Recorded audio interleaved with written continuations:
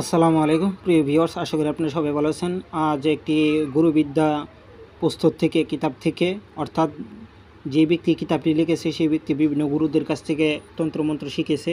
শেখার পরে তার ইচ্ছা অনুযায়ী সে একটি বই তৈরি করলো, পুস্তক তৈরি করলো। তাই এখন এটা বর্তমান কিতাব হিসাবে হয়ে গেছে। তো এটা আমি একটি পুস্তক থেকে আপনাদের মাঝে একটি বিদ্যা দিচ্ছি। আমার সাবস্ক্রাইবার ভাইদের অনুরোধে অনুযায়ী, কমেন্টের অনুযায়ী জুয়া খেলার সরাসরি কুফরি কালাম তদবির দিচ্ছি, নকশা দিচ্ছি জুয়া খেলার জন্য। সরাসরি কুফরি কালাম, অনেকে অনেক কুফরি কালাম দেখেছেন, এটা সরাসরি কুফরি কালাম আপনাদের মাঝে আমি নিয়ে হাজির হলাম। যারা জুয়া খেলেন, জুয়াই শুধু হারেন, তাদের জন্য আজকে জুয়া খেলা জেতার জন্য, জয়লাভ করার জন্য আজকের একটি শক্তিশালী একটা তদবির দিলাম। তো এটা কিভাবে করবেন বিস্তারিত জানতে আমার ভিডিওটি ফার্স্ট থেকে লাস্ট পর্যন্ত দেখুন এবং আমার কাছে অনুমতি এজাজত নিয়ে কাজটি করার চেষ্টা করবেন। আর যে কোনো সমস্যার সমাধান, জাদুটোনা বায়ুবিদ্যা, বন্দিশ, সকল বিষয় সমস্যার সমাধান, স্বামী স্ত্রী বিষয় সমস্যার সমাধান, বিদেশ বাধা এবং শনি রাহু এবং সকল কিছু সমস্যার সমাধানের জন্য আমার স্ক্রিনে দেওয়ার যে নাম্বারটি দেখতেছেন এই নাম্বারে সরাসরি যোগাযোগ করতে পারেন। তো চলুন বেশি কথা না বাড়িয়ে আমি তদবিরে চলে যাচ্ছি জুয়া খেলায় জয়লাভ করার জন্য। এটা সম্পূর্ণ কুফরি কালাম নকশা। বন্ধুগণ, আপনারা নকশাটি দেখতেছেন জুয়া খেলায় জয়লাভ করার জন্য পরীক্ষিত নকশা। এটি আমার পরীক্ষিত নকশা এবং এটি আমার উস্তাদকে দিয়ে কাজ করেছি, ওনারও এটা পরীক্ষিত নকশা কাজ করছে। তো এখন এটি একটি পুস্তক কিতাবের নকশা, এটি সম্পূর্ণ গুরুবিদ্যার নকশাই, তবে উনি বই আকারে তৈরি করাতে এখন সেটাকে গুরুবিদ্যা বলা যায় না, তারপরে এটা গুরুবিদ্যা। এখন এটা অনেক তান্ত্রিক কবিরাজদের কাছে এই কিতাবটি আছে। যারা এটা কাজ করতে চাচ্ছেন নিয়ম অনুযায়ী কাজ করবেন। আর একটা কথা বলবো, বই আকারে যে পুস্তকগুলো আছে সেগুলোর ভিতরে অনেক গোপন বেদ থাকে, সেগুলা বইয়ের ভিতরে লেখা থাকে না। তো সেগুলা জানার জন্যই সেগুলা জানার জন্যই উস্তাদ ধরতে হয়। তো আমি নকশাটি দিব, বই আকারে যে সিস্টেমে দেওয়া আছে সেই সিস্টেমে কাজ হবে না। তো আমার উস্তাদে আমাকে যখন কাজ করছি কাজ হয় নাই, তো আমার উস্তাদে পরবর্তীতে বলছে এটা এভাবে না, আপনি আমার কাছে আসেন, আমি সেটা বিস্তারিত আপনারা বলে দিচ্ছি, আপনি সেইভাবে কাজ করুন। তো এখন কীভাবে কাজ করলে আপনি কাজ পাবেন, আমার উস্তাদের যেভাবে শিখাই দিয়েছে আমি সেইভাবে কাজ করব। বইয়ের কিছু অংশ থাকবে এবং আমার উস্তাদের কিছু বাণী আছে, সেই বাণী অনুযায়ী আপনারা কাজ করলে অবশ্যই 100% কাজের রেজাল্ট পাবেন। যে কোনো জুয়াই জেতার জন্য এই কবচটি আপনারা ব্যবহার করতে পারেন। তো চলুন বিস্তারিত আপনাদেরকে নিয়মে নিয়ে যাচ্ছি। দেখুন, কুফরি কালাম জুয়া খেলায় জিতে নেওয়ার কবজ ও দোয়া, এটার মধ্যে কবজ এবং দোয়া আছে, ঠিক আছে, দুইটাই একসাথে কাজ করতে হয়। এখন আমরা কবজ দেখি সাথে, শুধু নকশা দেখি, তাবিজ দেখি, কিন্তু দোয়াটা নাই, এই জন্য আমাদের অনেক কাজ হয় না। এখন নিয়ম কারণ বইয়ে যে আকার আছে সেই আকারে করতে পারেন, কিন্তু কতটুকু হবে সেটা আমি জানি না, তবে আমার উস্তাদের যে নিয়ম সেই নিয়মটা আপনাদেরকে বলে দিব। আগে বইয়ের নিয়মটা আগে দেখুন। এমনও দেখা যায় জুয়া খেলতে বসে প্রতি ঘরে প্রতিদানে তাকে হারতে হয়, তাহলে নিম্নত কবজ ও দোয়া ব্যবহার করলে প্রতিদানই জিতবে, কোনো দানই মিস হবে না। প্রকট বিধি অর্থাৎ প্রয়োগ বিধি, ডুমুর গাছের মূল এবং সাদা লজ্জাবতী গাছের মূল অমাবস্যা রাত 12টায় উলঙ্গ অর্থাৎ ল্যাংটা হয়ে তুলে আনতে হবে। তারপর ওইগুলো লস জাফরান কালির সাথে মিশিয়ে জাতি সাপের চামড়ায় উপর নিম্নে কবজ অঙ্কন করবে অর্থাৎ তৈরি করবে, লিখবে। তারপর নিম্নে ধোয়া 825 বার পাঠ করে ফু দিবে। তারপর এই কবজ রূপার ডুলে ভরে ডান হাতে পড়বে এবং দেখা যাবে সেই খেলাই জিতবে।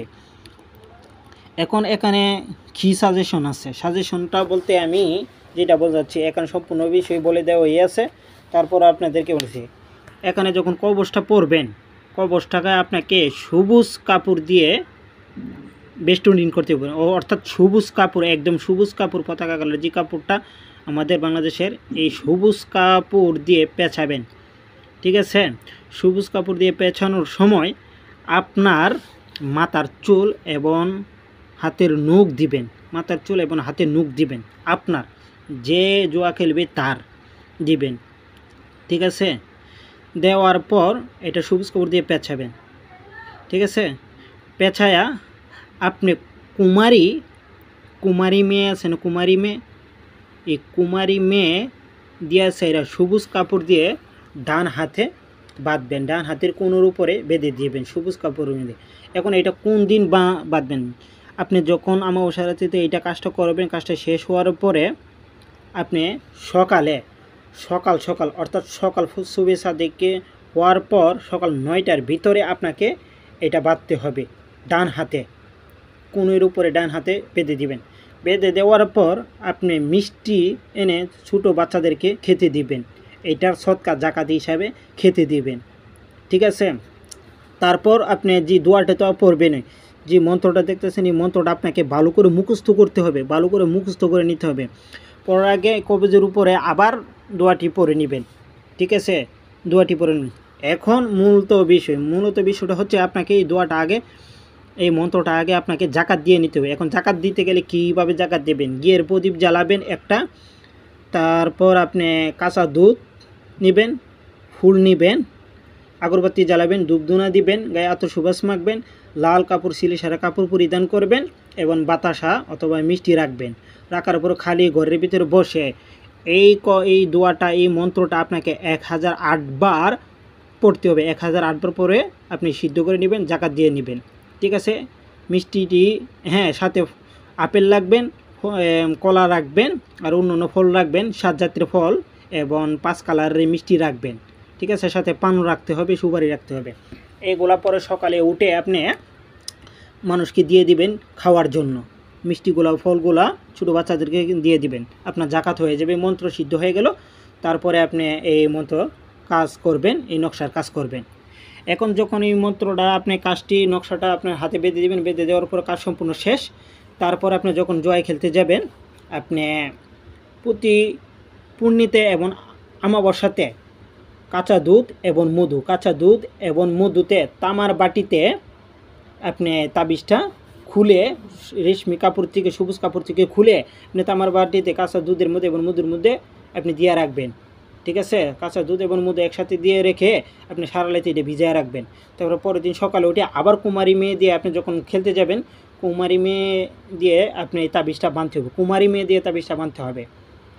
খেলার যাবেন এবং এই মন্ত্রটা আপনাকে পড়তে হবে, মন্ত্রটা মনে মনে আপনি পাঠ করবেন এবং এই খেলোয়াড়ের দিকে দৃষ্টিপাত করবেন।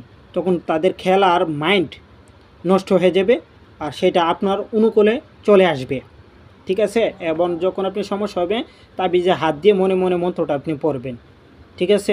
যদি তারা আপনার পার্শ্ববর্তী খেলোয়াড় যদি আপনাকে বুঝে ফেলে তে আপনি সমস্যা হয়ে যেতে পারে, বিপদ হতে পারে, সাবধানে আপনি মন্ত্র পড়বেন।